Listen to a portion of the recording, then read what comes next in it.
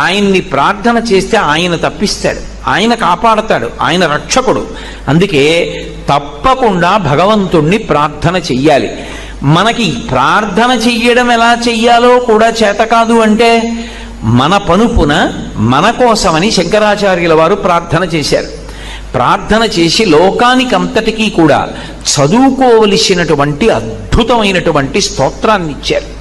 చాలా తేలిక మాటలతో ఉంటుంది. షట్పదీ స్తోత్రమని, అది నాకు నోటికి రాదండి, నేను ఎప్పుడూ చదవలేదండి అంటే అంతకన్నా దారుణమైన విషయము లోకంలో ఇంకొకటి లేదు. షట్పదీ స్తోత్రం వచ్చి ఉండాలి. ఒకవేళ రాకపోతే కనీసంలో కనీసం షట్పదీ స్తోత్రం తప్పకుండా ఇంట్లో ఉండాలి. ఇంట్లో ఉండి ప్రతిరోజు చదువుకోవాలి. చాలా తేలికగా ఉంటుంది షట్పదీ స్తోత్రం. అవినయమపనయ విష్ణోహో అని ప్రారంభం అవుతుంది.